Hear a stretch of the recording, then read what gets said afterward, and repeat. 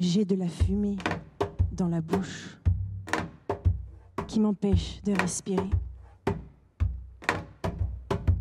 J'ai de la neige sur le front qui m'empêche d'avancer.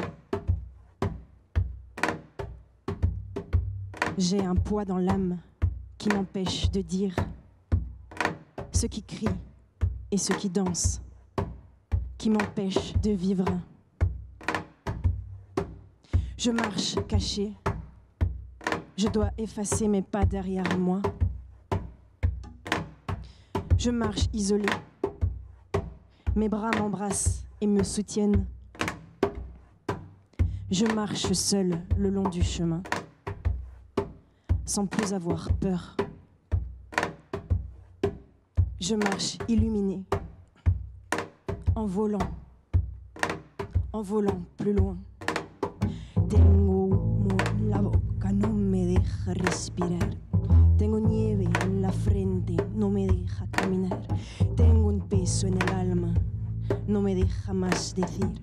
Lo que grita, lo que baila, no me deja más vivir. Ay, ay.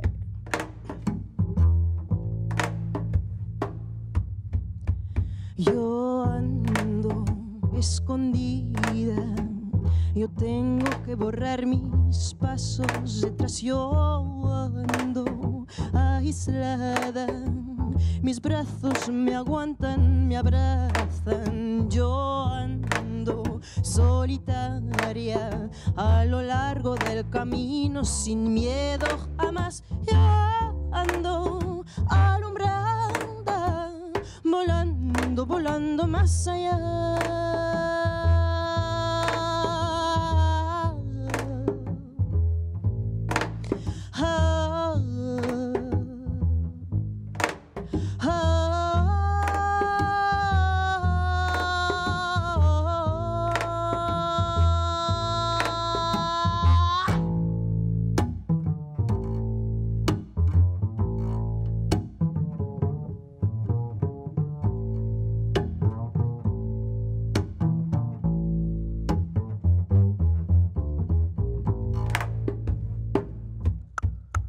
Tengo humo en la boca, no me deja respirar. Tengo nieve en la frente, no me deja caminar. Tengo un peso en el alma, no me deja más decir. Lo que grita, lo que baila, no me deja más vivir. Yo ando escondida, yo tengo que borrar mis pasos detrás. Yo ando aislada, mis brazos me aguantan, me abrazan. Yo ando solitaria a lo largo del camino, sin miedo jamás. Yo ando alumbrada, volando, volando más.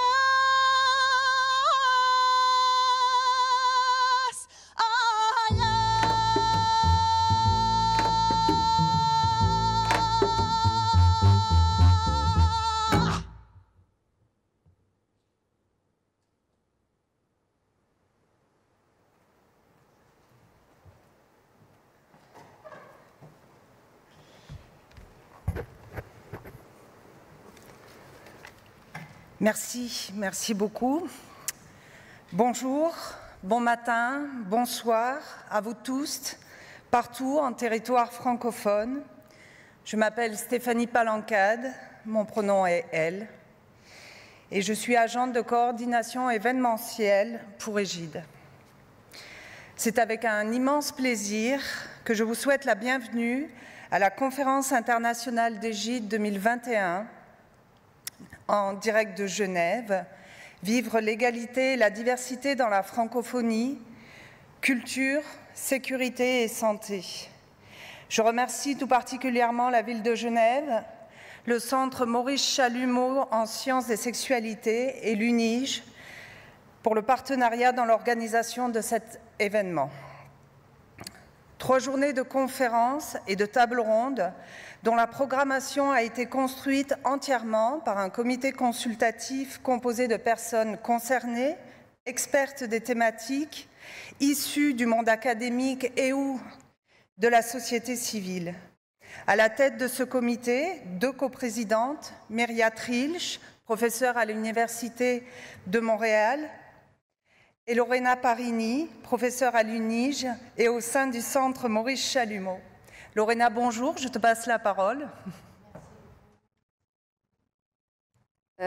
Bonjour, bonsoir, bon matin à toutes les personnes qui sont connectées partout dans le monde et en particulier dans la francophonie. Je vous souhaite à mon tour la bienvenue à cette conférence. Je suis heureuse et je suis fière que l'Université de Genève accueille un événement d'une telle envergure et que pendant ces 3 jours, nous puissions échanger sur les thèmes de la culture, de la sécurité et de la santé des personnes LGBTIQ+, dans l'espace francophone. J'aimerais aussi remercier chaleureusement l'équipe du Centre Maurice Chalumeau qui a préparé cette conférence avec les équipes d'Égide, notamment et en particulier Aïcha Kone-Sané et Ferdinando Miranda, le directeur exécutif du Centre Maurice Chalumeau. Je vous souhaite donc de passer ces 3 jours fructueux et conviviaux, malgré que nous soyons à distance. Aujourd'hui, nous allons réfléchir ensemble, entendre et écouter des prises de parole de personnes concernées qui parleront de ce que signifie vivre en réseau et plus particulièrement les liens culturels et stratégiques dans la francophonie. Demain, nous aborderons la thématique « Vivre en sécurité », la sécurité et la protection des personnes LGBTQI dans l'espace francophone. Enfin, vendredi, nous clôturerons sur la thématique « Vivre en santé », le bien-être et l'accès à la santé et l'impact de la pandémie de la Covid-19 sur les communautés LGBTI francophones.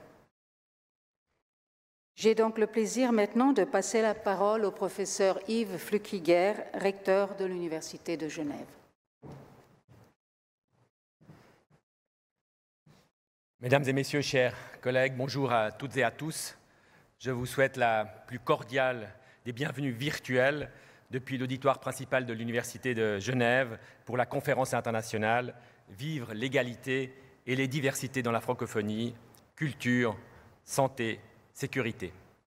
Je tiens tout d'abord à saluer les autorités genevoises et québécoises, ainsi que les représentantes et représentants de la société civile de toute la francophonie, notamment de l'Alliance francophone pour l'égalité et les diversités, Égide, qui vont intervenir à l'occasion de cette cérémonie d'ouverture et pendant les 3 jours de conférences et de tables rondes qui vont suivre.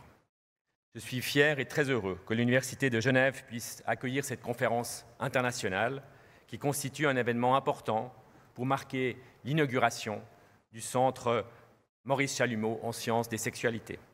Je tiens ici à remercier très chaleureusement son directeur scientifique, le professeur Juan Rigoli, et toute l'équipe du centre qui a participé à l'organisation de cet événement, ainsi que la professeure Lorena Parini, qui a assumé la coprésidence du comité consultatif responsable de la programmation de cette conférence internationale. L'Université de Genève s'engage depuis 2016 sur la question LGBTQI+. Les services égalité et diversité de l'UNIGE marquent ainsi chaque année la journée internationale contre les phobies LGBT en proposant des événements publics et des rencontres avec les associations actives sur ces questions cruciales pour notre vivre ensemble. L'Université de Genève a concrétisé son engagement en signant en 2018 la Charte de la diversité et en introduisant en 2020 une directive concernant le prénom, nom et genre d'usage, tout en menant des campagnes de sensibilisation et d'information, comme nous l'avons fait le 17 mai dernier. L'engagement de notre institution se manifeste aussi à travers ses facultés et ses centres interdisciplinaires. C'est le cas notamment de la faculté de droit qui a mis sur pied des Law Clinics dirigés par la professeure Maya Ertig. En 2018, la Law Clinic s'est penchée sur les questions des droits des personnes LGBT et elle a proposé un guide inédit visant à expliquer les droits et la situation juridique des personnes LGBT en Suisse.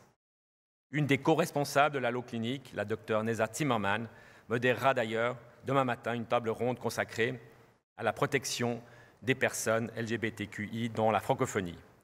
Un des étudiants de l'Allo Clinique, M. Quentin Markarian, a d'ailleurs présenté son rapport pour une université plus inclusive lors de la première conférence internationale francophone en la matière qui s'est tenue à Montréal en 2017. Il sera lui aussi parmi les intervenants d'une autre table ronde inscrite au programme de demain sur les réalités et enjeux de mobilité, de migration et d'asile des personnes LGBTQI dans la francophonie. Tout prochainement, le canton et la République de Genève s'apprêtent à adopter une nouvelle loi fortement soutenue par Madame la conseillère d'État, Madame Nathalie Fontanet, qui vise à lutter contre les violences et les discriminations liées au genre. Il est intéressant d'ailleurs de relever à ce propos que les deux étudiants de l'Allo Clinique, Madame Laura Rossour et M. Nicolas Tamayo-Lopez, ont participé à la rédaction de la première mouture de ce projet de loi. Cela démontre à l'évidence l'importance d'un dialogue permanent entre les savoirs académiques et la société pour élaborer des politiques publiques efficaces, une mission qui tient très à cœur à notre université. Toujours dans une optique de savoir partagé, co-construit avec d'autres institutions et en étroite collaboration avec la société civile, des équipes de recherche en géographie dirigées par la docteure Karine Duplan ont nourri au sein de la faculté des SDS des réflexions théoriques et pratiques autour de la production d'une ville plus inclusive, intégrant pleinement les minorités sexuelles et de genre. Cette thématique est portée par M. le conseiller administratif de la ville de Genève, Alfonso Gomez, qui interviendra sous peu. Finalement, je souhaiterais mentionner encore le projet Sciences, Sexe et Identité, développé au sein de la faculté de médecine et de la faculté des sciences de notre université.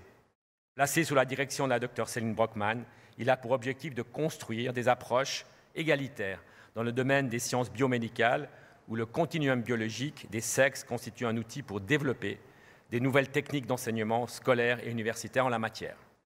Ces exemples, sans être exhaustifs, témoignent de la volonté de notre institution de contribuer à franchir de nouvelles étapes vers l'égalité et la diversité.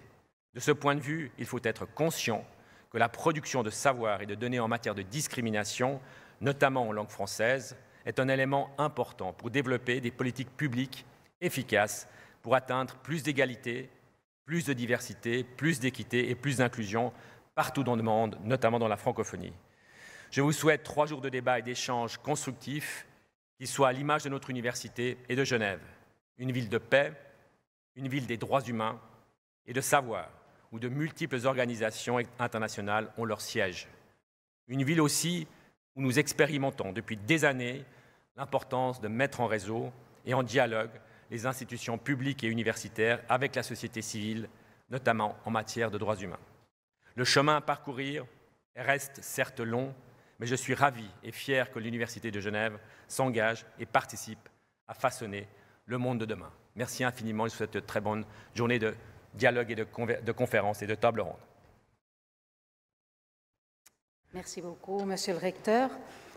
J'ai le plaisir de passer la parole maintenant au professeur Juan Rigoli, directeur scientifique du Centre Maurice Chalumeau en sciences des sexualités.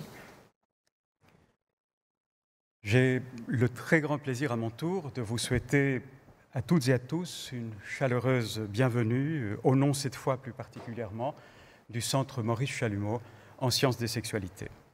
C'est un tout jeune centre qui vous accueille et il a pourtant ses racines dans un demi-siècle d'histoire. Il a été créé par l'Université de Genève il y a moins d'1 an, le 17 novembre 2020, à l'occasion du 50e de l'acceptation du legs de celui dont il porte le nom.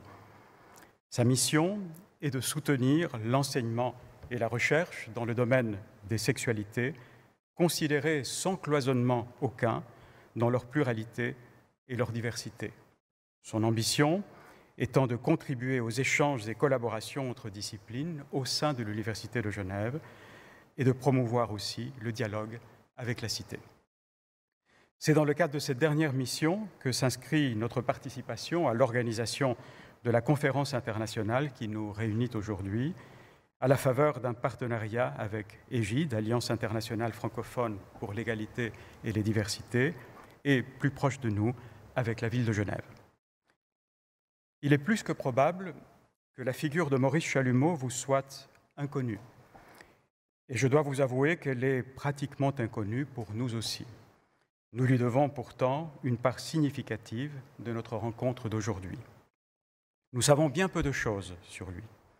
Citoyen de Genève, il a étudié sur les bancs de cette université, d'abord la physique et la chimie, puis la psychologie. Et les témoins de sa vie ont tous affirmé de manière parfaitement concordante qu'il était grand connaisseur aussi de philosophie, de sociologie, de sciences juridiques surtout, et même de mécanique. Et qu'il était surtout un homme aussi brillant que discret, voire même secret. De sa vie privée, nous ne savons presque rien.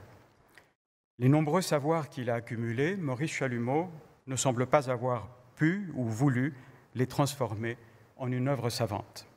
En fait, la seule œuvre qu'il a laissée, privée, intime, est le Long Testament que l'on a découvert à sa mort en 1970, dans lequel il lègue sa fortune à l'Université de Genève avec pour seule condition de consacrer l'intégralité de son legs à l'étude de la sexualité humaine. Ce testament, rédigé durant 6 ans dans le plus grand secret, codicile après codicile, détaille la manière dont cette étude doit être menée. Elle doit être résolument interdisciplinaire, sans qu'aucune discipline ne l'emporte sur l'autre, toutes devant s'informer mutuellement et se réformer au besoin, afin d'élaborer ensemble une compréhension fine de la vie sexuelle dans sa complexité et sa diversité. Le champ d'étude ainsi défini comprend évidemment aussi l'homosexualité, à propos de laquelle Maurice Chalumeau, homme secret, est sorti au moins une fois de sa réserve en affrontant très vivement, en 1959, un pasteur évangéliste suisse, personnalité marquante du protestantisme, professeur de théologie pratique et familier des thèmes sexuels, dans l'émission qu'il animait sur les ondes de Radio Lausanne. Dans l'une de ces émissions, ce très médiatique pasteur avait blâmé l'homosexualité en tant que déviance physique et spirituelle dont il fallait guérir. À quoi Maurice Chalumeau avait très fermement répondu que, je cite, « l'homosexualité est un phénomène naturel, sur lequel, je cite encore, les métaphysiques imbéciles devaient renoncer à se prononcer. » Et il avait ajouté non moins fermement, je cite encore, « le temps des idéologies invérifiables et révolues ».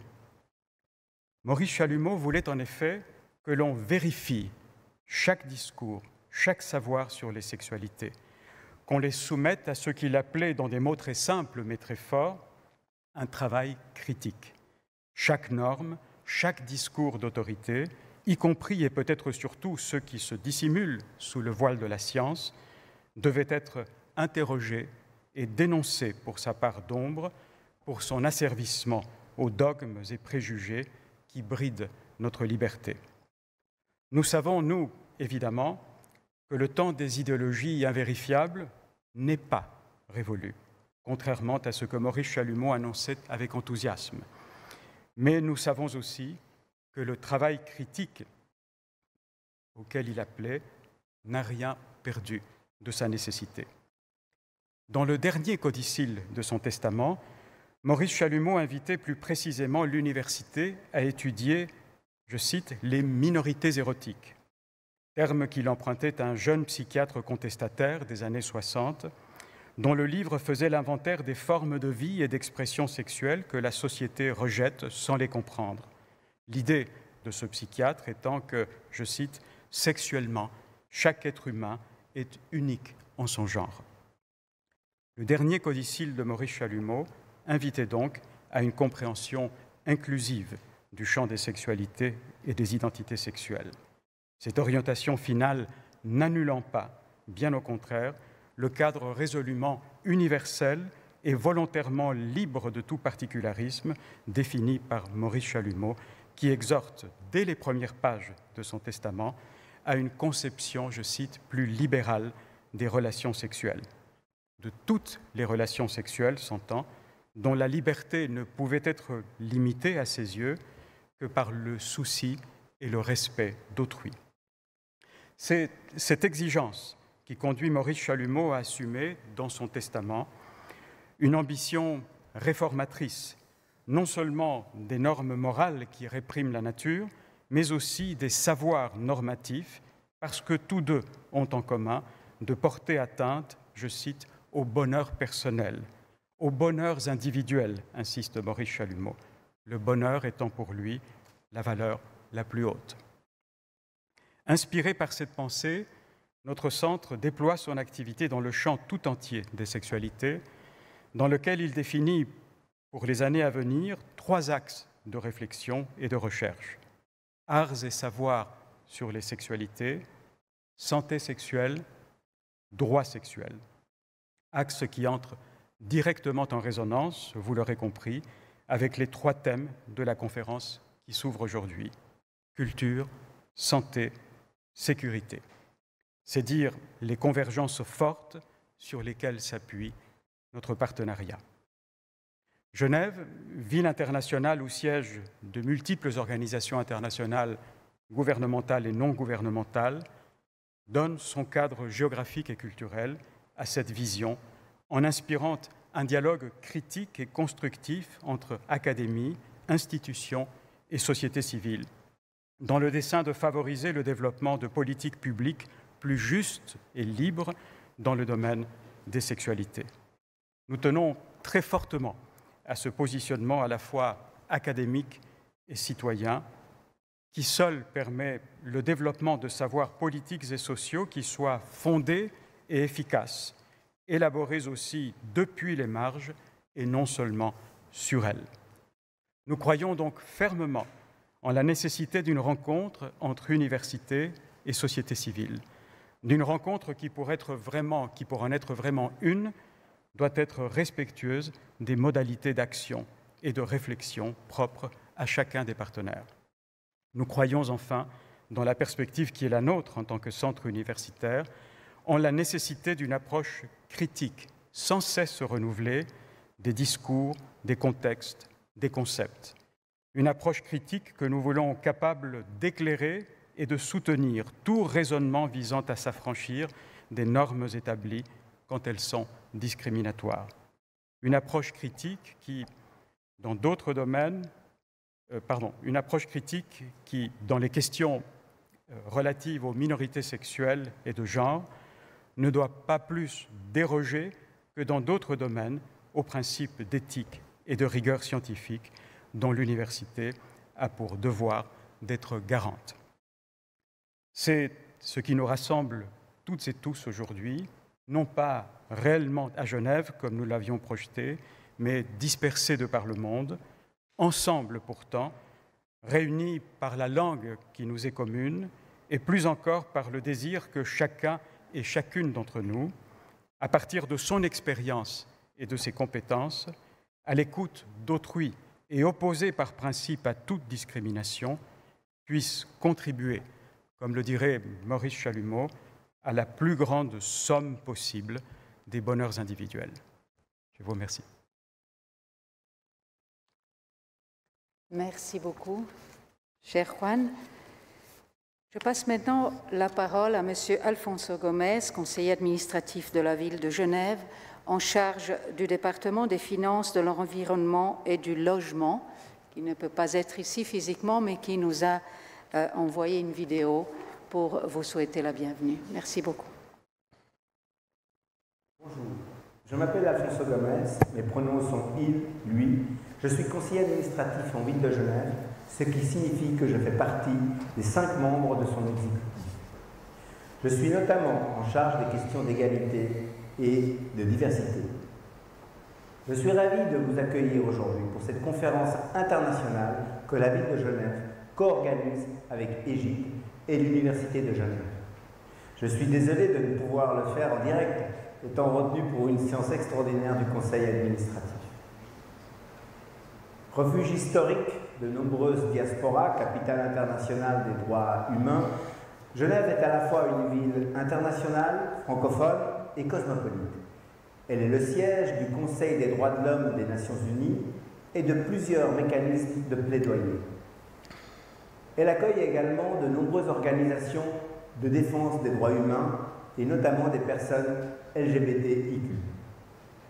La ville de Genève est aussi une collectivité publique engagée qui promeut des valeurs d'égalité et de diversité, condition indispensable au développement d'une société qui se veut durable.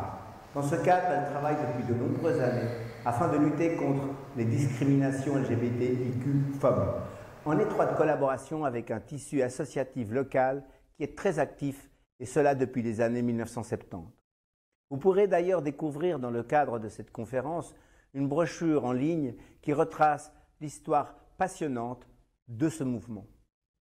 Culture, santé, sécurité, mais aussi asile. La ville de Genève travaille avec force et conviction dans de nombreux domaines qui touchent les communautés LGBTIQ. Elle le fait au niveau local, bien sûr, mais également au niveau régional, au niveau national et global, à travers son programme de solidarité internationale et sa participation à des réseaux internationaux. C'est donc dans le prolongement de cet engagement que la ville de Genève a souhaité s'associer à l'Université de Genève pour se porter candidate à l'accueil de la première conférence internationale et assemblée générale de la nouvelle Alliance internationale francophone, EGID. Malheureusement, les restrictions sanitaires encore nombreuses ne nous ont pas permis de vous accueillir physiquement à Genève, et cela nous le regrettons. Mais nous avons tout mis en œuvre avec nos partenaires pour que cet événement soit malgré tout une réussite. La crise que nous traversons touche particulièrement les communautés LGBTIQ, les exposant davantage encore aux discriminations, aux violences et à la précarité. Partout dans le monde, elles sont plus que jamais prises pour cible, utilisées comme des boucs émissaires, des défouloirs dans des contextes sociaux très difficiles. Les personnes LGBTIQ, les jeunes notamment, ont pu se retrouver confinés dans des familles hostiles, sans accès à des lieux de socialisation entre pairs, généralement fermés. Par ailleurs, dans des systèmes de santé déjà fragiles, la pandémie a souvent prétérité l'accès au traitement des personnes séropositives ou des personnes trans. Une telle conférence rassembleuse, visible et solidaire est donc plus que jamais nécessaire. Je suis d'ailleurs certain que ces 3 jours vont contribuer à encourager et nourrir la formidable dynamique qui rassemble déjà les communautés LGBTIQ francophones. Dans ce cadre, vous pouvez compter sur le soutien de nombreuses villes et notamment celui plein et entier de la ville de Genève. Je terminerai en remerciant chaleureusement le réseau EGID et l'Université de Genève, nos 2 partenaires, dans l'organisation de cette conférence. Je remercie également toutes les personnes qui ont travaillé à l'organisation de cet événement et à sa retransmission depuis ici l'Université de Genève. Et je remercie enfin les nombreuses personnes issues de toute la francophonie qui ont accepté de participer au très beau programme que nous vous proposons. Je vous laisse avec quelques images de la Genève LGBTIQ qui vous donneront, je l'espère, l'envie de visiter notre magnifique ville quand les conditions seront enfin pleinement réunies. Je vous remercie de votre attention et je vous souhaite une très bonne conférence.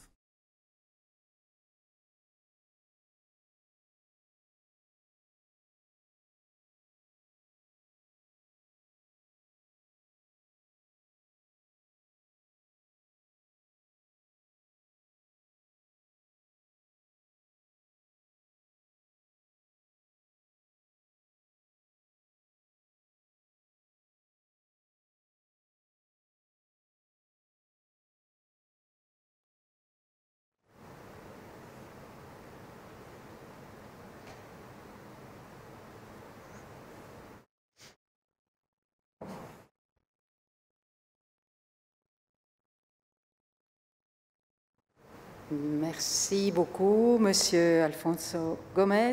J'ai le plaisir maintenant de passer la parole à Madame Nathalie Fontanet, conseillère d'État de la République et canton de Genève, responsable du département des finances et des ressources humaines, qui, elle aussi, nous fait le plaisir de nous envoyer une vidéo de bienvenue.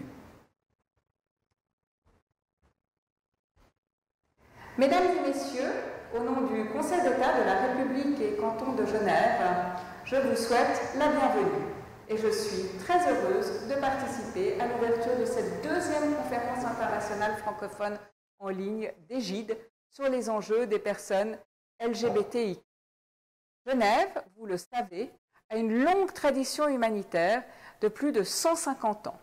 Notre canton accueille un ensemble unique d'organisations internationales dont le siège du Conseil des droits de l'homme des Nations unies.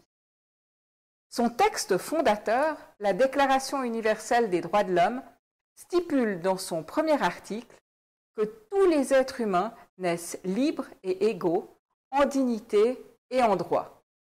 Ils sont dotés de raison et de conscience et doivent agir les uns envers les autres dans un esprit de fraternité. Il s'agit des droits les plus fondamentaux, l'égalité, le respect et la liberté. Encore aujourd'hui, dans de nombreux pays, certaines personnes ne bénéficient pas des mêmes droits du fait de leur orientation sexuelle ou de leur identité de genre. Elles risquent la prison, sont victimes de discrimination ou de violences. Ces discriminations et ces violences sont également une réalité en Suisse. Des agressions à l'encontre des LGBTIQ sont régulièrement signalées. Au cœur des droits humains et des organisations internationales, Genève doit faire plus pour assurer d'une part une protection efficace contre les discriminations et les violences fondées sur l'orientation sexuelle, l'identité de genre, l'expression de genre et l'intersexuation, et d'autre part pour garantir une irrévocable égalité des droits. La réalisation d'un état des lieux avec les personnes concernées et les institutions expertes apparaît comme un travail essentiel pour la mise en place des mesures adaptées et efficaces par les gouvernements. Je salue donc ici le travail qui sera mené durant ces prochains jours et qui nous permettra de travailler sur des solutions communes. Il est également essentiel de continuer à sensibiliser le public aux discriminations et aux violences dont sont encore victimes les personnes LGBTIQ. Cet enjeu de visibilité est central, car rendre visible, c'est protéger, c'est reconnaître, c'est valoriser et c'est respecter. Ces dernières décennies, des progrès indéniables ont été accomplis dans ce domaine, mais le chemin à parcourir est encore long. Du point de vue du droit, nous constatons que les bases légales ne sont pas suffisantes, ni assez explicites. C'est pourquoi l'État se doit de montrer l'exemple et de combler les lacunes existantes. Sous mon impulsion, le Conseil d'État a déposé un projet de loi spécifique sur l'égalité et la lutte contre les discriminations et les violences, qu'elles soient fondées sur le sexe, le genre, l'orientation affective et sexuelle, l'identité de genre, l'expression de genre, l'intersexuation ou son expression. Je souhaite vraiment instaurer un cadre permettant de promouvoir l'égalité et la tolérance et surtout d'offrir une protection réelle et adaptée aux besoins des personnes concernées. Il s'agit de renforcer la protection des personnes qui sont victimes de discrimination grâce à une vision centralisée au lieu de dispositions éparpillées dans de nombreuses bases légales et réglementaires. C'est le premier projet du genre en Suisse. Son but, permettre à chacune et à chacun d'être respecté, de pouvoir vivre sans avoir à souffrir à cause de sa différence, de ne pas être discriminé et de faire valoir ses droits. Être libre d'être soi-même et d'aimer qui l'on veut. Pour conclure, il est apparu que la crise du Covid-19 a renforcé et exacerbé les inégalités existantes et parmi elles, les violences et les abus dont sont victimes chaque jour les personnes LGBTIQ. Les mesures de confinement décrétées pour endiguer la propagation du virus ont eu des effets pervers pour cette communauté. De nombreux jeunes LGBTIQ ont été contraints à l'isolement dans des environnements hostiles, sans soutien de la part des membres de leur famille ou de leur entourage. En ces situations de crise, il est d'autant plus important de veiller au respect des droits et à la dignité des personnes ayant des orientations sexuelles et des identités de genre différentes. Un événement à portée internationale, tel que la conférence d'Égide, est justement l'occasion de nous unir face à des enjeux communs, à réfléchir ensemble pour contribuer à une société plus juste où chaque personne a le droit d'être, vivre, aimer en toute liberté et d'être respectée pour qui elle est simplement. Je vous remercie beaucoup de votre attention. Merci beaucoup, Madame Fontanet. Stéphanie, je te repasse la parole. Merci beaucoup. Eh bien, moi, je vais la passer maintenant à Michel Boisvert, délégué général du Québec à Paris et représentante du Premier ministre du Québec à la francophonie. Et donc, vous pouvez lancer la capsule vidéo de Madame Boisvert. Merci.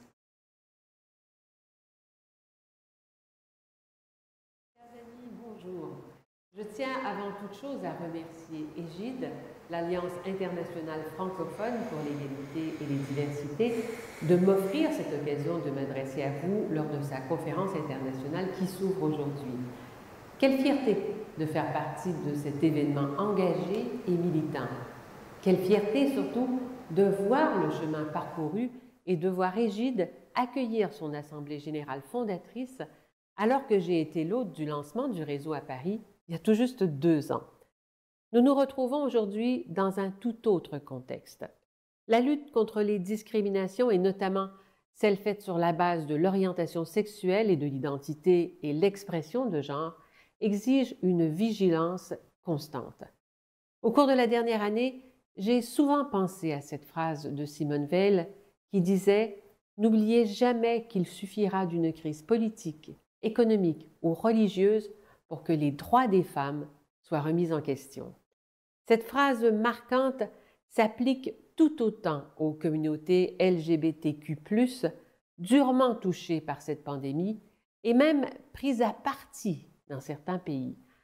Des marches des fiertés ont été annulées, des lieux iconiques de la lutte ont fait faillite, des personnes ont été affectées de manière disproportionnée par la propagation du virus ou confrontées à une vague accrue de discrimination. La crise que nous traversons nous a montré le meilleur des êtres humains avec des élans de solidarité et de compassion. Mais elle nous a aussi montré le pire, avec des déferlantes de haine, de harcèlement et d'intimidation homophobe, biphobe et transphobe sur les réseaux sociaux. Soyez-en assurés, cela ne fait que renforcer l'engagement résolu du gouvernement du Québec en faveur de la défense et de la promotion des droits des personnes lesbiennes, gays, bisexuelles, trans et queer. C'est un sujet qui nous tient particulièrement à cœur, que ce soit sur notre propre territoire ou à l'international. Le Québec, vous le savez, est considéré comme un pionnier en la matière. Dès 1977, il devient en effet le 2e gouvernement du monde à interdire la discrimination fondée sur l'orientation sexuelle. Depuis près de 45 ans, le gouvernement du Québec se fait un devoir de lutter contre les discriminations et de défendre et promouvoir les droits des personnes et des communautés LGBTQ+. Ce combat, nous le menons maintenant à l'international par 3 biais. La défense de la diversité et de l'inclusion est au cœur du nouveau programme Québec sans frontières, dévoilé le 6 mai dernier. Il a vocation à contribuer à l'effort international de lutte contre la pauvreté et l'exclusion dans une perspective de droits de la personne. Nous menons également nos actions en faveur des droits LGBTQ+, à travers notre appartenance à la francophonie et par le biais d'Égide. C'est pourquoi le Québec a soutenu dès le début de la réflexion, en 2017, la création de cette organisation unique en son genre, une organisation internationale non gouvernementale basée à Montréal qui offre des espaces de dialogue sécuritaire et inclusif en langue française. Depuis, Égide a connu une forte croissance. C'est aujourd'hui un réseau international dynamique qui rassemble plusieurs organisations de la société civile venant de tous les horizons de l'espace francophone. Égide vient combler un manque de ressources pour les communautés LGBTQ+, en français, une langue que l'on retrouve pourtant sur les 5 continents. Elle joue surtout un rôle essentiel pour structurer et renforcer l'action de la société civile à travers l'espace francophone. Cette jeune organisation a, en 2 ans, accompli de grandes choses, et ce, en dépit des circonstances sanitaires que nous connaissons. Au cœur de son engagement, comme de celui du gouvernement du Québec, est l'idée que les droits des personnes LGBTQ+, ne peuvent être réduits à un rapport nord-sud. Il s'agit au contraire d'un enjeu universel et fondamental qui relève de notre attachement à la démocratie et aux droits de la personne. Il s'agit également d'une responsabilité sociale et collective. C'est pourquoi je vous félicite au nom du gouvernement du Québec pour votre travail acharné et votre dévouement à la cause des personnes discriminées en raison de leur orientation sexuelle, de leur identité ou de leur expression de genre. Je vous réitère ici toute la volonté et la disponibilité du Québec de continuer à vous soutenir dans l'accomplissement de cette importante mission et vous souhaite de fructueux échanges tout au long de la conférence. Merci. Nous remercions Madame Boisvert et nous allons maintenant entendre Stéphane Paquette, président directeur général de Montréal International. Bonjour et merci de m'accueillir à cette conférence. Je me trouve présentement dans le village de Montréal, au lieu de la culture LGBTQI. Et c'est d'ailleurs à quelques pas d'ici que j'ai rencontré, il y a plus de 20 ans maintenant, mon conjoint, un conjoint avec qui j'ai maintenant 2 enfants. Oui, le monde a beaucoup évolué depuis Stonewall en 1969, mais tout n'est pas parfait.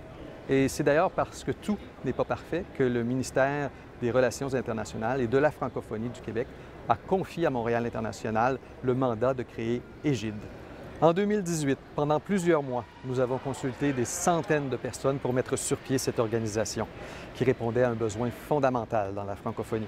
Et le 17 mai 2019, Égide naissait à Montréal. La preuve que le besoin était grand, 2 ans à peine après sa création, l'organisation compte déjà tout près de 130 membres provenant de 28 pays d'Amérique, d'Afrique, d'Océanie, d'Europe. Bravo pour le chemin parcouru. Je suis fier d'être avec vous pour cette première conférence internationale. Dès le début, nous savions qu'il fallait offrir un espace sécuritaire où les membres de la communauté pourraient échanger librement de ce qu'ils sont, et ça, en français. Et vous réussissez à le faire, que ce soit grâce à des conférences, des tables rondes, ou grâce encore au Fonds Charlot Jeudi. Si certains doutent encore de la pertinence d'une organisation comme Égide, les actualités nous rappellent malheureusement que le combat est loin d'être terminé. Je pense à la Hongrie notamment, mais je pourrais nommer plusieurs autres pays. Bref, votre travail reste essentiel. Merci d'être là. Merci de continuer le combat. Bonne conférence. Et maintenant, je vais passer la parole à la coprésidence d'Égide. Donc, je vous présente Esther Léa Ledoux et Déon Mejri.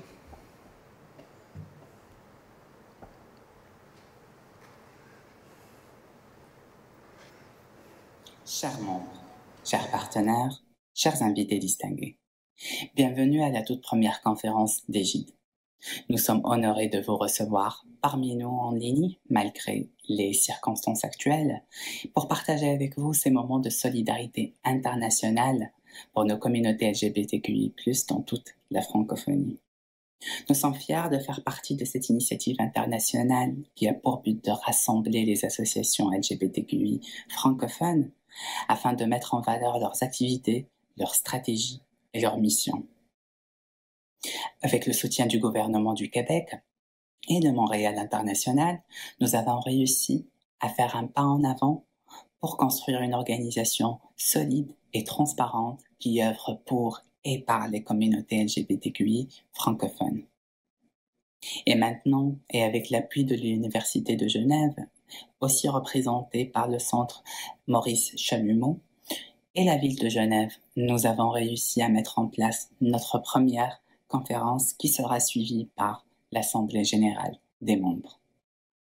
Nous souhaitons également remercier le Carton de Genève, le ministère de l'Europe et des Affaires étrangères de la France, la ville de Bordeaux et Wallonie-Bruxelles International pour leur participation à cette vision commune de la francophonie. Malgré les défis auxquels font face les communautés LGBTQI+, dans la francophonie, personne ne s'attendait à une crise sanitaire qui serait un obstacle majeur contre l'épanouissement et le bien-être de nos communautés. Effectivement, nous avons pris conscience de l'importance de ces défis et nous avons répondu présente à travers notre fonds d'urgence COVID-19 qui a soutenu 25 organisations dans 12 pays différents et également à travers notre projet pilote, le Fonds Charlot Jeudi, qui a été accordé à une dizaine d'associations et collectifs afin de garantir une continuité de leur activité et projets.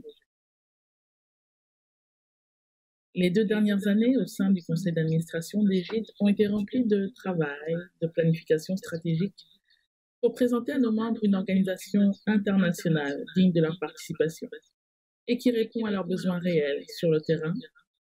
Nous espérons que nous avons rempli ce rôle avec beaucoup de responsabilité et beaucoup de respect à nos valeurs et à nos missions.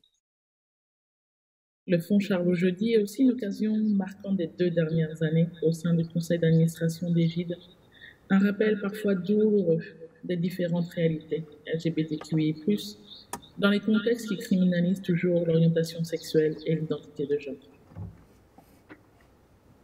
En effet, nous avons perdu 2 administrateurs qui ont dédié leur vie à servir les communautés LGBTQI+, de leurs régions respectives. Le premier est Yves Young, de la communauté camerounaise. Nous pensons très fort à lui, à ses proches et à sa famille. Et le deuxième, Charlot Jeudi, qui s'est battu pour les droits LGBTQI+, en Haïti. Mais il n'y a pas survécu. Nous honorons sa mémoire et son engagement profond en créant le fonds qui porte son nom. Je vais vous demander de prendre un moment de silence pour nos 2 administrateurs et pour toutes les victimes LGBTQI+, à travers le monde.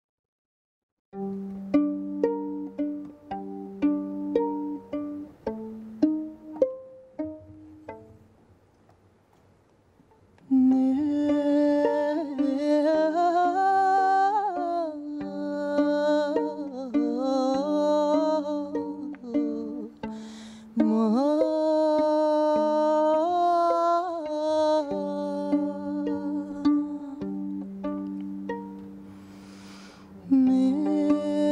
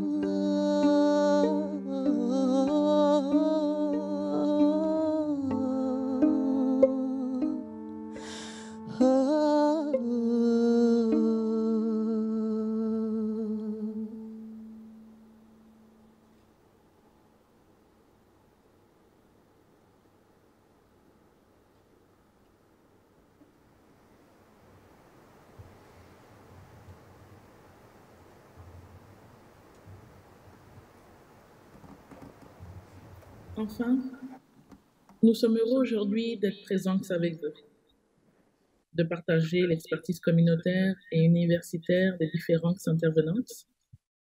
Et nous vous souhaitons une conférence fructive et très constructive. Bonne conférence à tous.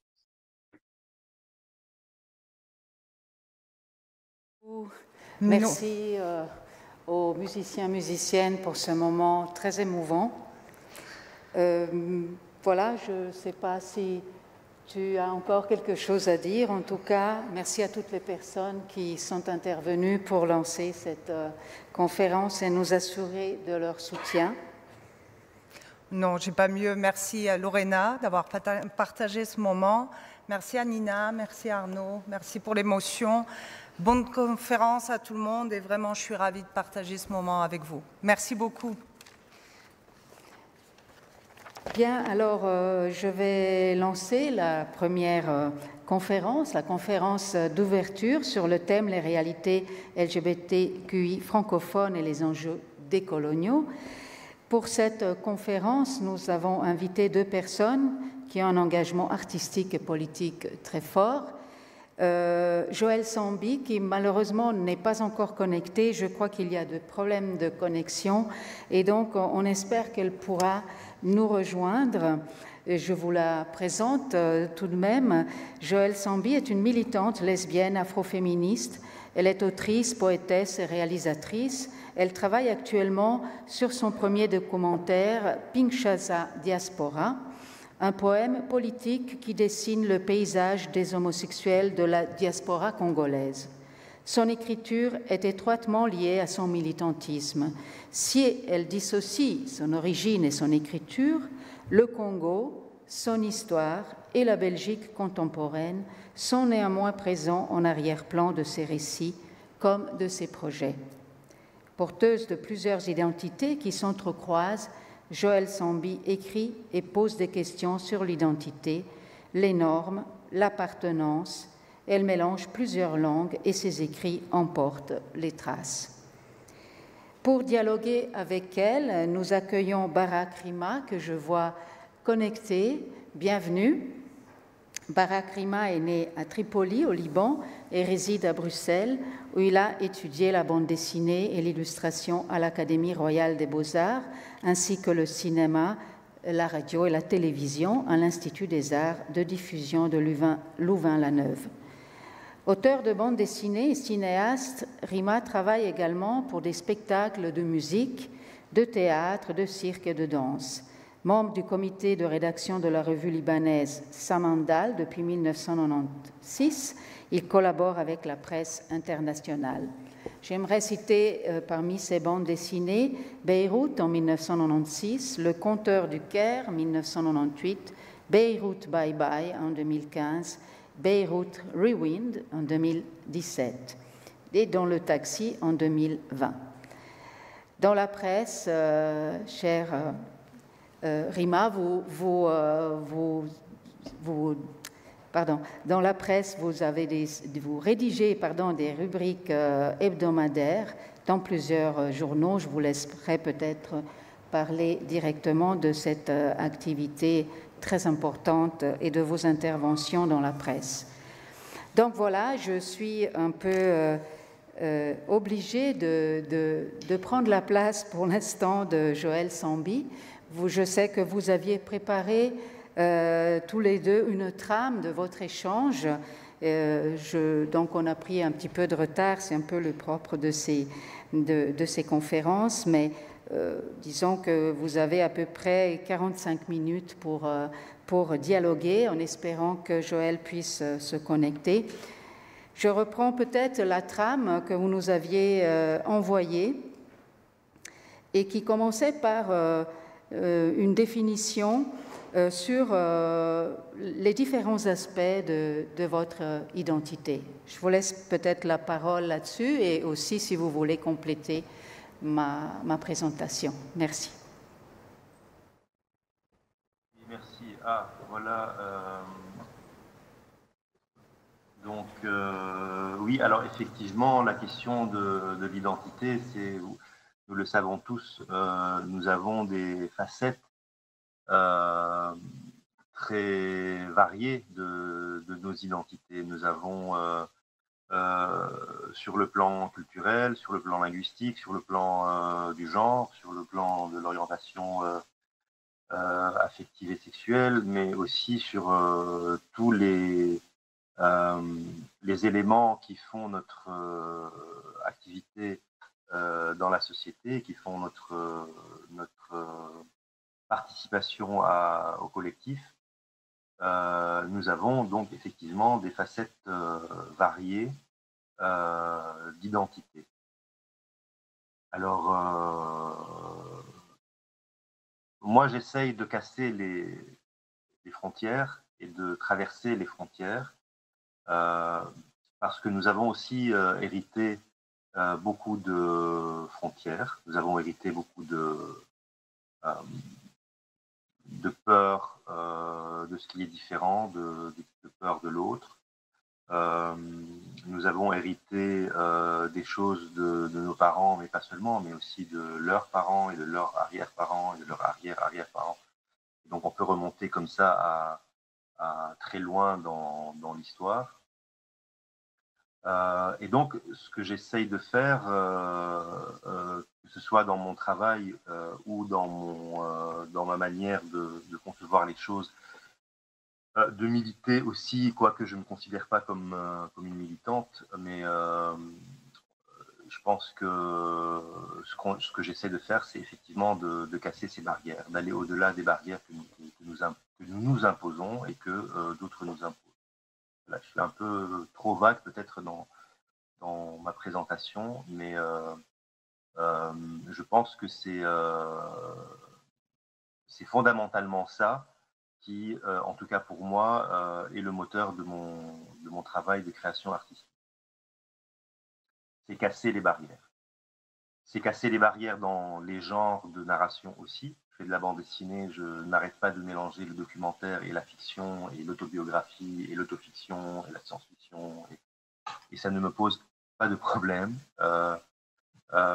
Et donc, effectivement, aussi dans les autres aspects de l'identité. Merci. Peut-être... Est-ce que Alors, par rapport à... peut-être une petite précision par rapport à votre présentation, c'est les rubriques de presse que j'ai réalisées, c'était des rubriques de bande dessinée, donc je n'ai jamais rien fait d'autre que de la bande dessinée.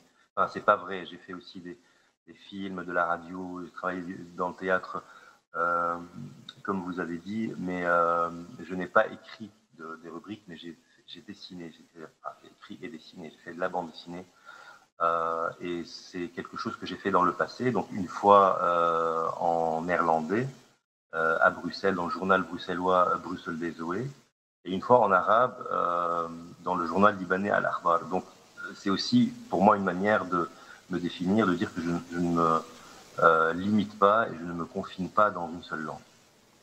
Voilà. Merci. Est-ce que tu m'entends? Enfin, je te tutoie, si tu permets. Oui, oui. Merci. Voilà, alors, est-ce que tu peux peut-être en dire un peu plus sur ton parcours artistique et militant, et peut-être comment ces deux parcours s'entrecroisent, sur quelles valeurs, sur quelles idées, et aussi peut-être sur quelles formes très concrètes, formes artistiques très concrètes.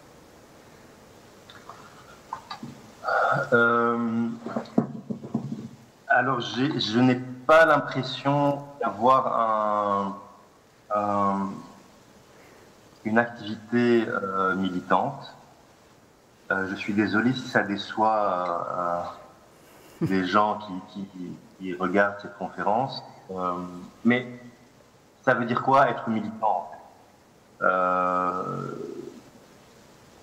Est-ce que ça veut dire, en fait, le fait de dire des choses, le fait de s'en servir pour affirmer des revendications contre le racisme, contre l'homophobie, la transphobie, contre toutes sortes de persécution ou d'oppression. Si c'est ça le militantisme, alors oui, je suis une militante, mais j'ai l'impression qu'il faut aller un peu plus loin que ça pour être militant. Maintenant, je sais que dans mon travail, personnes m'ont dit qu'il y a une dimension politique, ce que je ne nie pas, mais que je ne défends pas non plus, parce que pour moi, la différence entre le travail de militant et le travail d'artiste, ils peuvent se croiser évidemment. Ça, Joël va pouvoir en parler de manière peut-être plus concrète que moi. Mais pour moi, ce qui est différent, c'est que le travail d'artiste n'a pas besoin d'affirmer des choses. C'est-à-dire que le travail d'artiste est une manière de poser des questions sans avoir nécessairement à... Pour le travail artistique que je fais, j'ai effectivement introduit dans beaucoup de séquences documentaires des aspects de la société qui me paraissaient critiquables, que ce soit au Liban ou en Belgique, c'est-à-dire notamment par rapport au racisme et à la xénophobie, et par rapport aussi aux traces du colonialisme et de ce qu'on appelle aujourd'hui le néocolonialisme. Donc, c'est des choses qui peuvent apparaître dans mon travail, mais pour moi, ce n'est pas un objectif en soi. Mon objectif étant plutôt de créer un récit qui soit le plus universel possible, qui touche le plus de monde possible, et qui pose des questions de la recherche personnelle, culturelle et spirituelle, voire spirituelle, et donc forcément politique. Voilà, je passe du personnel au collectif, donc de l'intime au politique, et puis au-delà de ça, il y a l'existentiel et le spirituel. Alors, évidemment, ça se mêle avec ce qu'on pourrait considérer comme du militantisme. Ça a des accents militants à certains moments, mais voilà, je pense pas, enfin, moi, je me définis pas comme quelqu'un de vraiment militant. Alors, moi, mon parcours, c'était effectivement principalement le cinéma et la bande dessinée. Je me suis frotté à des sujets et à des thématiques aussi variées que la question palestinienne, la question de la migration en Europe ou la question LGBT. Donc, sans avoir vraiment une volonté de me limiter à défendre une cause plutôt qu'une autre. Et ça peut continuer, et il y en a d'autres que je ne cite pas parce que voilà, on peut pas tout citer avec le peu de temps qu'on a. Merci. Je ne sais pas si j'ai répondu à votre question. Merci beaucoup. Vous aviez prévu de discuter avec Joël aussi de la question linguistique, c'est-à-dire des particularités, s'il y en a, propres aux artistes francophones, des réseaux possibles, des limites ou des opportunités dans un monde, nous le savons, qui est de plus en plus anglophone ou anglophile. Et est-ce que le fait de parler français, de s'exprimer en français, de faire de l'art en français est une particularité? Est-ce qu'elle a éventuellement justement des limites ou peut-être des opportunités différentes? Je ne pense pas que le fait d'être francophone donne une particularité vis-à-vis de la création. Bon, après, la particularité, c'est la langue française, évidemment, qui est une langue qui a ses particularités et dans laquelle je travaille, mais pas que. C'est-à-dire que moi, je viens du Liban, ma langue maternelle, c'est l'arabe, mais j'ai appris aussi le français en même temps, donc je peux dire aussi que le français, c'est ma langue maternelle. J'ai choisi de rester en Belgique parce que c'est un pays polyglotte et que ici j'ai appris un tout petit peu le néerlandais. L'anglais, je le parle parce que voilà, c'est une langue que j'ai appris à l'école et qui est une langue de communication quand on va au-delà de la francophonie. Donc oui, je suis une polyglotte et ça me permet d'avoir effectivement des réseaux qui sont différents mais qui s'entrecroisent. Le fait d'être dans les réseaux francophones permet des opportunités que nous n'avons pas si on était dans un autre réseau. Mais en fait, c'est le cas de tous les réseaux. Parce que si on est dans un réseau anglophone, on va avoir des opportunités qu'on n'a pas dans le réseau francophone et ainsi de suite. Le fait d'être arabe et d'origine libanaise me permet d'avoir des opportunités, notamment par exemple de bourses et de soutien de fondations libanaises. Le fait d'être belge me permet d'avoir des fonds de soutien et des aides en Belgique. Le fait d'être francophone me permet d'avoir des opportunités en France, etc., etc., etc. De nouveau, je pense que le fait d'être polyglotte, c'est aussi, pour revenir à la première question de l'identité, c'est aussi une manière d'explorer différentes facettes de sa personne. Et bon, c'est quelque chose que probablement je n'ai pas choisi, parce que si j'ai commencé à apprendre le français étant au Liban, si le français est une langue présente au Liban, c'est sans doute qu'il y a des raisons historiques coloniales. Mais bon, voilà, moi aujourd'hui j'en tire profit parce que c'est une belle langue et parce que c'est une ouverture à un monde et une possibilité de communication avec des gens qui viennent de plein d'autres pays, qui par ailleurs étaient aussi colonisés. Donc, je prends l'aspect positif de la chose et en même temps, je ne veux surtout pas me limiter à cette langue parce que ça n'a pas de sens, quoi. Je veux dire, si je pouvais encore parler d'autres langues et pratiquer d'autres langues, je le ferais. Bon, je suis pas très courageuse pour me mettre à apprendre des langues. Je connais un tout petit peu l'espagnol, mais voilà, si j'aimerais bien apprendre le persan aujourd'hui, mais il faut travailler. Je suis un peu fainéante. En tout cas, pour répondre à votre question, je ne pense pas qu'il y a quelque chose de particulier pour le monde francophone, sauf que ça permet à quelqu'un comme moi, qui est belgo-libanaise, de pouvoir communiquer avec des gens des quatre coins du monde, quoi. Ce que l'anglais me permet par ailleurs. Mais voilà, disons que pour le français, c'est ça. Merci. Merci. Je lis dans la trame que vous nous aviez envoyée de votre discussion qu'il y avait des moments de lecture, de performance ou de chant. Est-ce que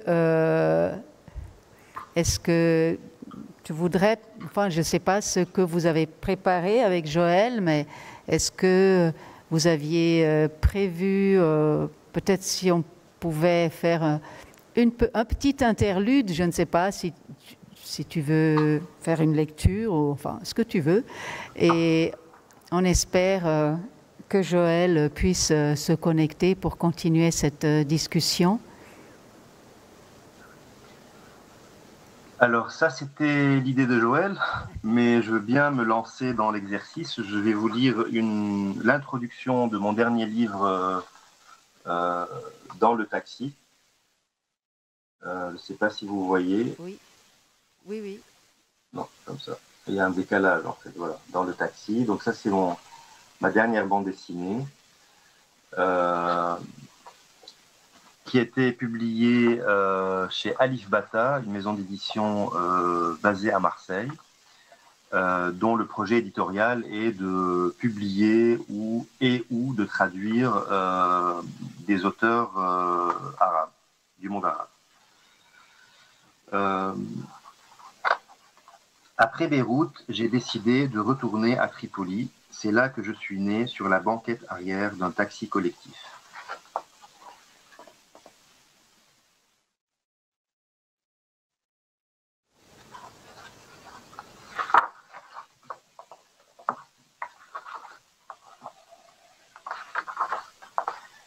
Tripoli, Liban, gloire passée, ville de savoir et de commerce, d'orangerie et de palmeraie. Souvenirs racontés et 1000 fois recousus. Récits glanés dans les livres et les cahiers d'écoliers. Donc là, je fouille dans l'histoire familiale. Ville millénaire et triple, autrefois fédératrice, fondée par les 3 grandes cités phéniciennes. Ville de conquête et de reconquête, de destruction et d'effusion de sang. Souvenir d'utopie, la génération de mes parents bercée par la soif de liberté et les aspirations à l'unité arabe. Souvenir de chantiers d'avant-garde et de stratégies ambitieuses de développement. Rêve brisé par la guerre civile, ville partagée entre l'ancien et le nouveau, la tradition et la modernité. Ville rasée par l'armée mamelouk qui en chasse les croisés.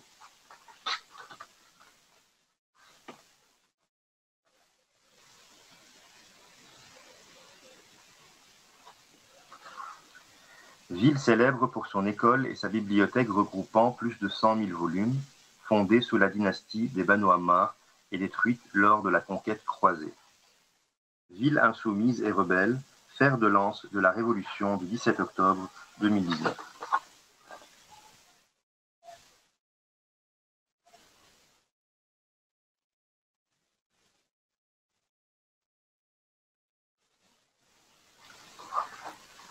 Bon, c'est un peu compliqué de lire la bande dessinée.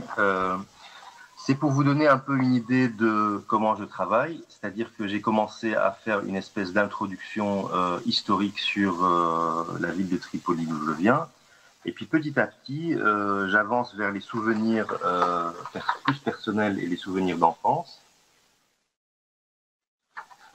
pour arriver à une scène où je monte dans un taxi collectif.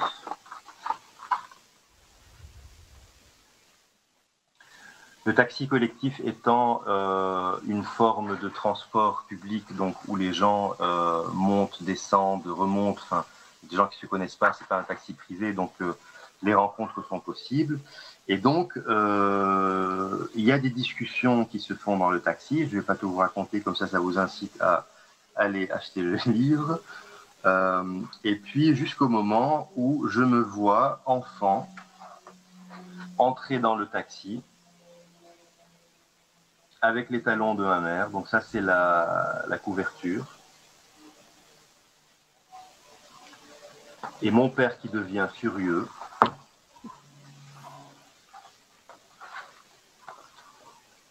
Qui me dit que c'est pas bien pour un garçon d'être comme une fille et pour une fille d'être comme un garçon. Et ça ouvre le taxi qui devient un espace très grand avec plein de gens.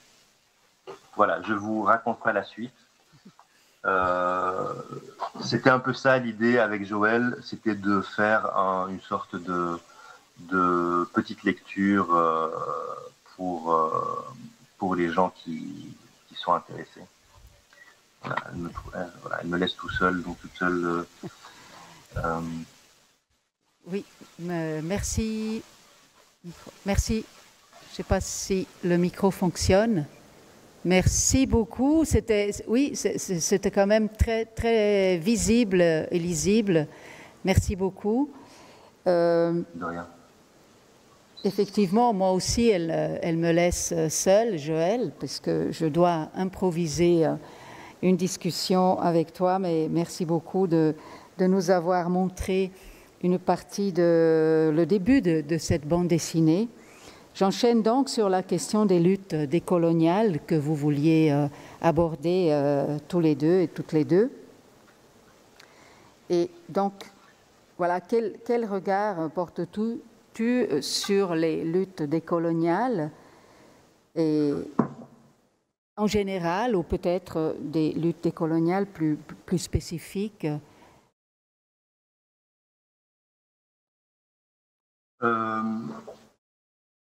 Je pense qu'il y a beaucoup de travail encore à faire. Je ne connais pas très bien toutes les luttes décoloniale, mais je pense qu'il y a ce qu'on appelle la colonisation dans le sens classique du terme, où un pays ou une société va dominer une autre, va piller ses richesses, va l'exploiter, etc. Comme c'était le cas des grandes puissances européennes en Afrique et dans le monde entier, comme c'est le cas aujourd'hui en Palestine, c'est-à-dire Israël qui colonise la Palestine, aujourd'hui et depuis 70 ans. Il y a aussi peut-être une notion qui est un peu plus subtile ou complexe à expliquer, qui est la colonisation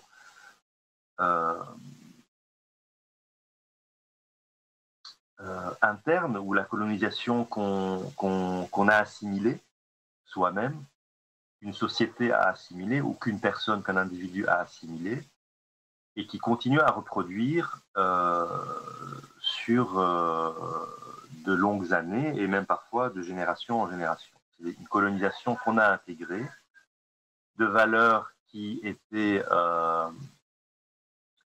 imposées comme les valeurs, les bonnes valeurs par rapport à d'autres valeurs qui ne sont pas bonnes, et que nous voyons aujourd'hui dans la plupart des cultures, la plupart des civilisations sur la planète. On a assimilé une forme de culture occidentale dominante que nous reproduisons et qui est devenue une forme évidente, en fait, de vie et de choix de société. C'est un thème qui est beaucoup plus complexe parce que dans notre mode de vie aujourd'hui, il y a des choses auxquelles nous tenons, c'est-à-dire que nous sommes dans un mode de vie basé sur l'individu, sur la volonté de s'affirmer comme individu et de pouvoir avoir sa liberté individuelle, notamment affective, sexuelle, d'identité de genre. Mais c'est une notion qui parfois c'est une notion parfois qui comment dire, qui exclut la dimension collective. Et ça, c'est une chose que j'ai l'impression qu'on a hérité de la domination occidentale sur le monde. Alors après, je fais bien sûr des parenthèses et des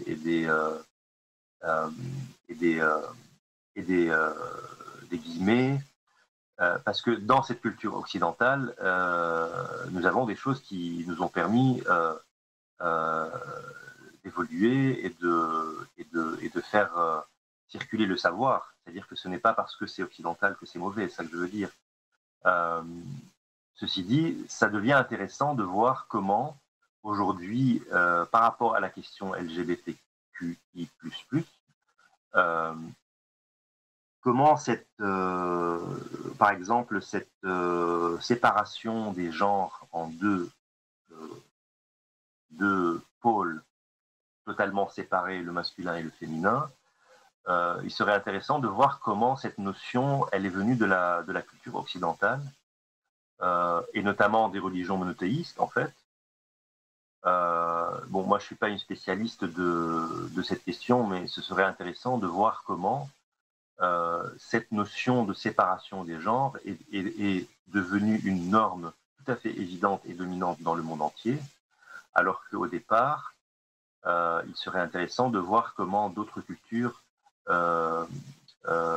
pouvaient imaginer cette division, qui n'était pas une division aussi limitée que ça. Donc, oui, il y a toujours un travail de décolonisation à faire, un travail où il faut placer l'échange savoir et le partage de savoir et le partage de connaissances et d'inventions entre les cultures, plutôt que de voir des cultures qui s'imposent sur d'autres.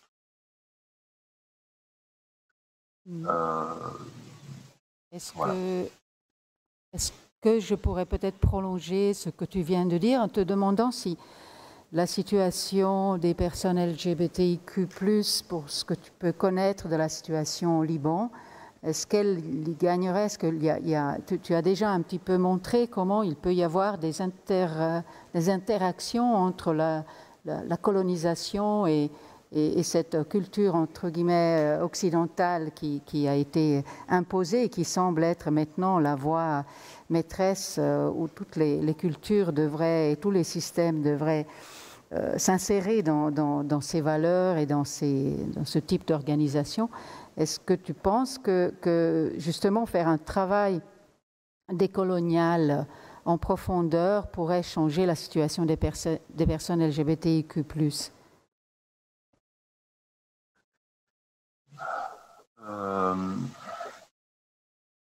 Moi, je n'ai pas de réponse à ça, mais c'est une question intéressante, effectivement, parce que ce qu'il y a aussi, c'est qu'on a plusieurs couches de colonisation. Hein, c'est-à-dire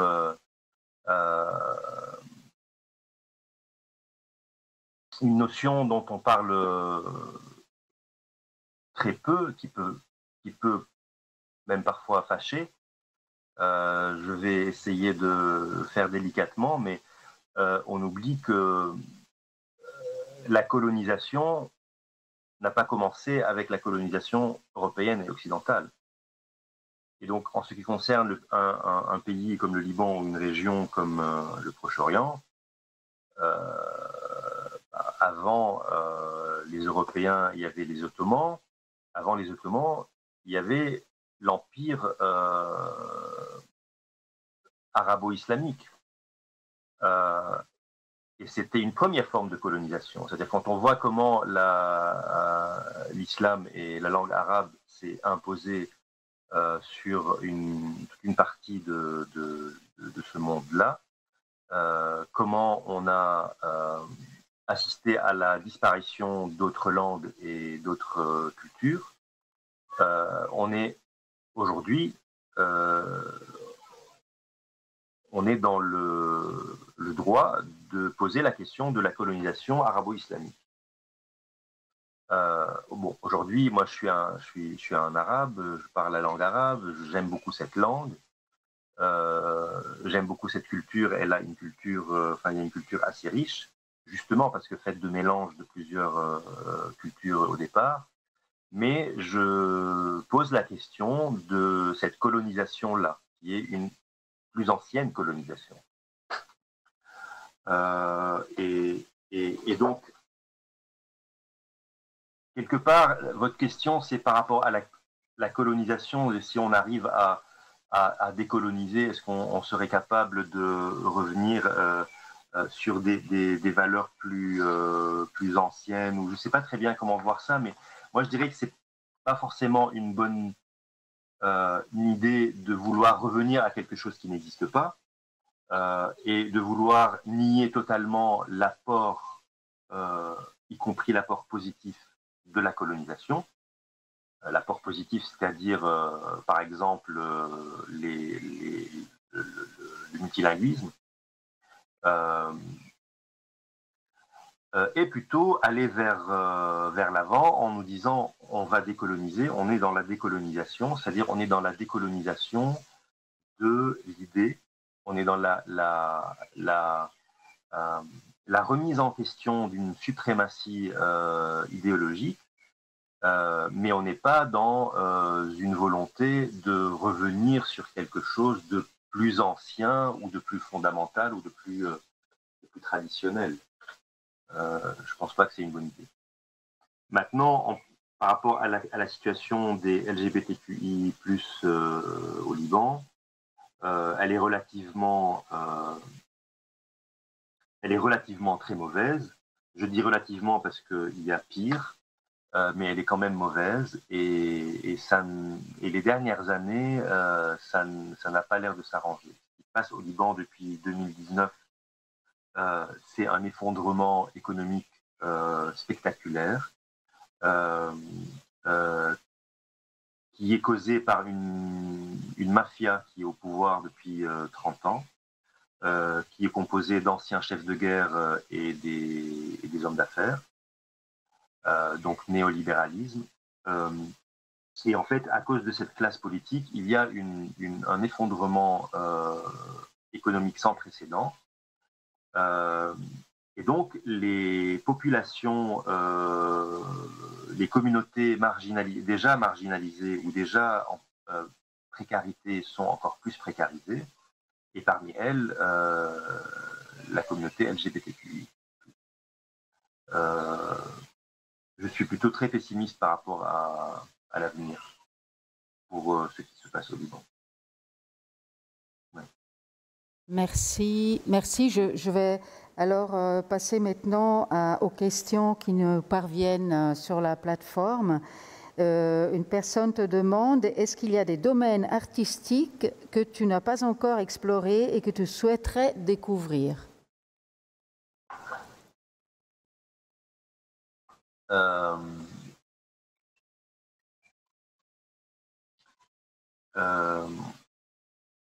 J'aurais aimé faire plus dans le théâtre, par exemple, mais bon, je réponds pas à la question parce que c'est un domaine que j'ai déjà exploré.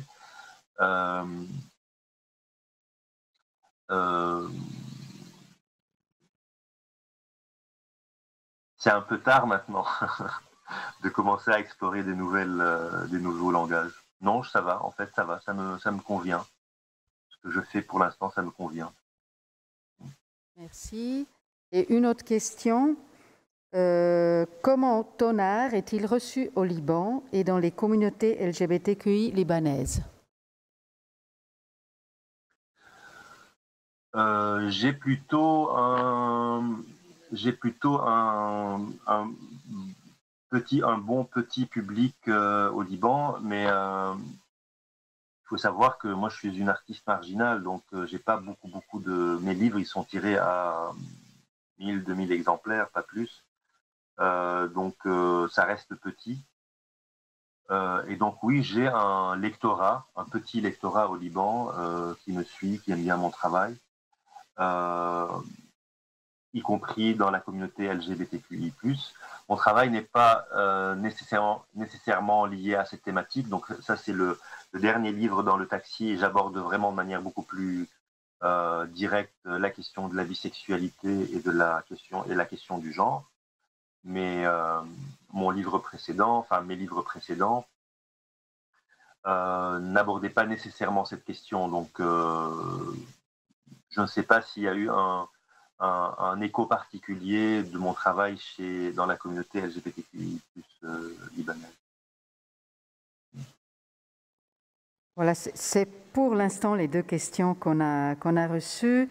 On a aussi reçu un message de Joël qui malheureusement ne pourra pas nous rejoindre, même pour un petit quart d'heure final.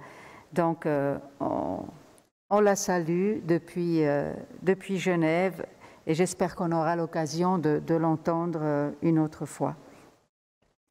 Je regarde juste ma tablette s'il y a d'autres questions. Pour l'instant, pas. Peut-être je reviens à ce déroulé que vous nous aviez envoyé toutes les deux. Et puis, il y avait des questions plus d'actualité sur ce qui se passe en Belgique, au Congo, mais voilà, je pense que c'était une question pour Joël, mais des questions plus d'actualité. Sur le Covid, on en a déjà parlé, évidemment, on a déjà souligné toute la difficulté des personnes vulnérables et donc des personnes aussi LGBTIQ avec cette pandémie. Mais je ne sais pas s'il y avait d'autres actualités que tu voulais partager sur ce qui se passe en Belgique, par exemple, peut-être aussi avec la question de la colonisation et de la décolonisation, ou sur d'autres questions. Oui, alors je peux parler un tout petit peu de la Belgique et du Congo, même si voilà, Joël aurait pu parler mieux que moi.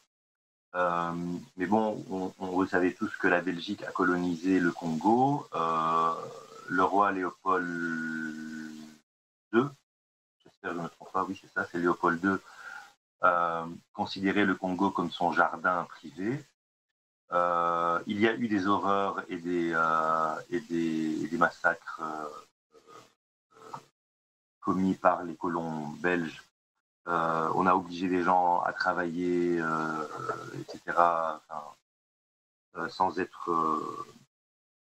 on a exploité des gens et on a exploité le pays. Et aujourd'hui, la Belgique a toujours ce devoir de reconnaissance qu'elle n'accomplit pas, le devoir de reconnaissance et de rendre justice. Alors ça peut être sous plusieurs formes, ça peut être d'une manière symbolique, mais la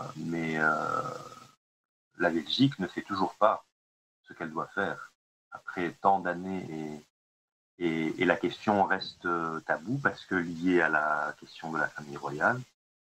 Récemment, le roi Philippe a admis la question, mais je trouve qu'il n'a pas été très loin. Il n'a pas été plus loin que juste admettre l'implication de la Belgique dans ce passé colonial. Il y a quelque chose aussi, quand il y a eu les mouvements Black Lives Matter, on a remis sur la table la question des statuts, pas seulement du roi Léopold II, mais des généraux de guerre et de généraux du colonialisme dans l'espace public belge. Et donc c'est un débat qui est toujours d'actualité. La Belgique doit faire ce travail. Voilà, pour moi c'est évident. Alors ça, de manière plus générale, je trouve qu'aujourd'hui, si on veut parler d'un point de vue très global, pas seulement la Belgique, pas seulement l'Europe, pas seulement d'un point de vue planétaire, on a à la fois un mouvement qui va vers le racisme, l'égoïsme, la peur et l'enfermement dans des identités et dans des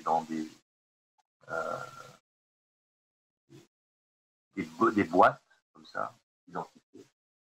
Et d'un autre côté, nous avons un mouvement de gens qui ne sont pas d'accord et qui veulent, au contraire, casser les frontières et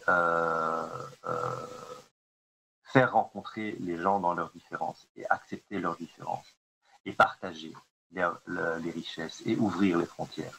Et donc, je ne sais pas quel côté va gagner, mais aujourd'hui, j'ai l'impression qu'il y a vraiment ces deux mouvements qui sont en train de se développer. Et il y a un moment, on va devoir choisir. Quand je parle de on, c'est nous, c'est toute l'humanité. On va devoir choisir à un moment donné, ou bien on continue à opprimer les gens parce qu'ils sont différents, ou bien on continue à garder les richesses pour soi et ne pas les partager, ou bien on dit mais en fait il suffit juste d'accepter l'autre et de partager, quoi. Je sais pas, il y a un moment où on va devoir choisir entre les deux. Merci. C'est très général, ça paraît très général comme excusez-moi, ça paraît très général comme réflexion, mais je pense que c'est quelque chose qui peut s'appliquer aussi bien sur, par exemple, sur la dernière loi anti-LGBT en Hongrie, comme ça peut s'appliquer sur l'Europe qui ferme ses frontières et laisse mourir les gens dans la Méditerranée parce qu'ils ne veulent pas partager, ne veulent pas ouvrir les frontières. Ça peut s'appliquer sur Israël qui colonise et qui colonise et qui colonise et qui prend encore plus de territoire et qui expulse les Palestiniens. Ça peut être les grandes multinationales qui veulent enrichir leurs actionnaires et qui en fait détruisent la planète et exploitent les populations, etc., etc. C'est quelque chose qui peut s'appliquer aussi bien sur le domaine politique que économique, et on est dans une époque où on a un intérêt à franchir cette étape avec un questionnement de ce que c'est que la morale, en fait. C'est des questions morales aujourd'hui qui se posent, je dirais, morales et philosophiques, qui sont à la base des questions politiques qu'on peut se poser aujourd'hui. Merci beaucoup. Je vais alors te poser une toute dernière question, après on va conclure, qui nous est donc parvenue sur la plateforme. Qu'est-ce que tu aimerais dire aux jeunes artistes LGBTQI? J'aimerais bien leur dire qu'il faut travailler, d'abord, qu'il faut travailler, qu'il faut... si parfois ça peut être difficile on se pose des questions, on est face à des impasses ou à des difficultés, alors il ne faut pas hésiter à trouver des personnes à qui on peut parler et avec qui on peut partager les doutes qu'on a, que ce soit d'un point de vue personnel ou que ce soit d'un point de vue de la création artistique. Et par rapport à la création artistique, n'hésitez surtout pas à franchir toutes les barrières possibles et imaginables. Il n'y a pas de barrière, il n'y a pas d'obstacle dans la création artistique. Ça n'existe pas.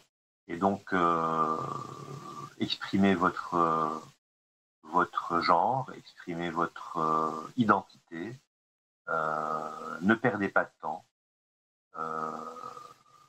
Et partagez. Voilà. Partagez et répandez l'amour.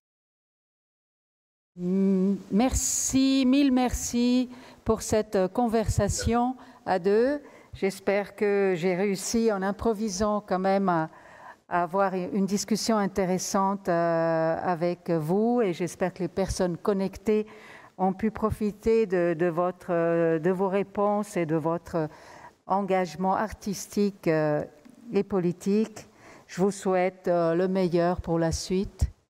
Et puis, merci beaucoup, merci de m'avoir invité et d'avoir donné la possibilité de m'adresser aux personnes connectées.